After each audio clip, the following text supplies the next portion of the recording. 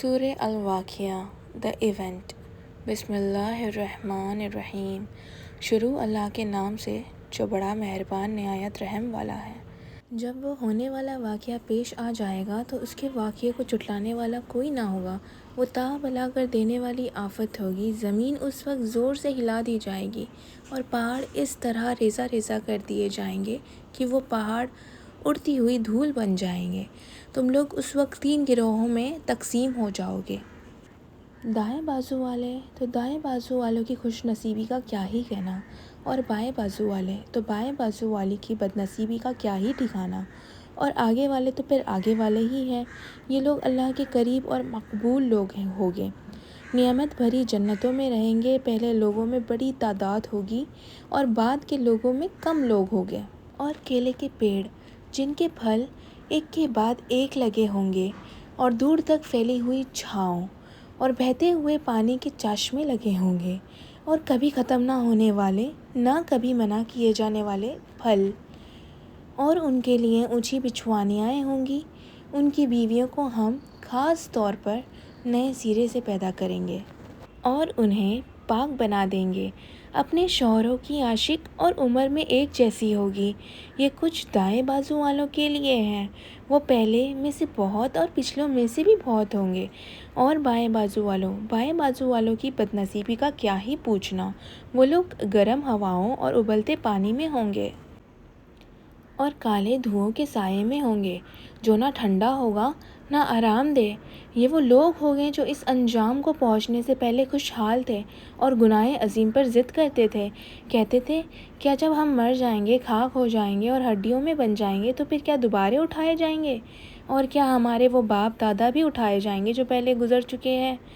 اے نبی، ان لوگوں سے کہو، یقیناً اگلے اور پچھلے سب ایک دن ضرور جمع کیے جانے والے ہیں، جس کا وقت مقرر کیا جا چکا ہے۔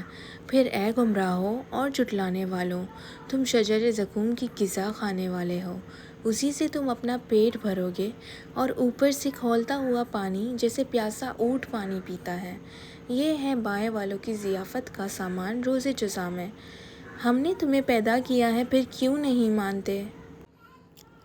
کبھی تم نے غور کیا، یہ نطفہ جو تم ڈالتے ہو، اس سے بچہ تم بناتے ہو یا اس کے بنانے والے ہم ہیں؟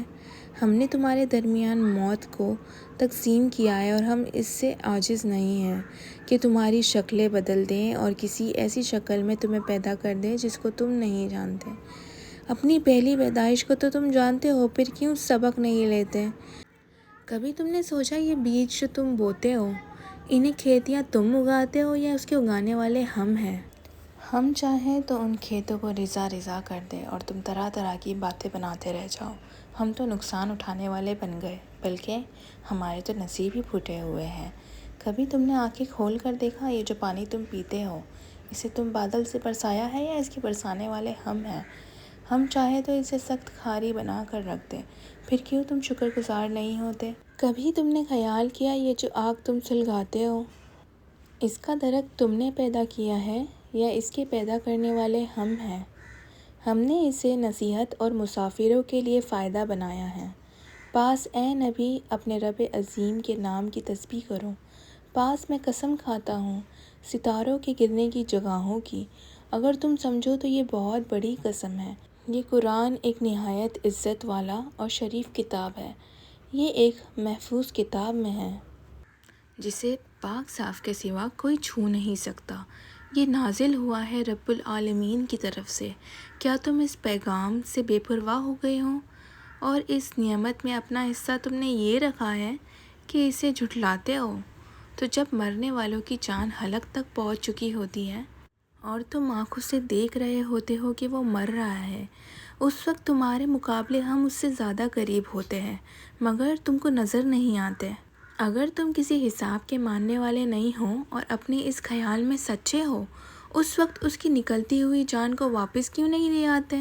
پھر وہ مرنے والا اگر مقربین میں سے ہو تو اس کے لیے راحت اور عمدہ رزق اور نعمت بھری جنت ہے، اور اگر وہ اشباب یمین میں سے ہو تو اس کا استقبال یوں ہوتا ہے کہ سلام ہے تجھے، تو اشباب الیمین میں سے ہیں، اور اگر وہ جھٹلانے والے گمراہ لوگوں میں سے ہو تو اس کی تواضع کے لیے کھولتا پانی ہے اور جہنم میں جھونکا جانا۔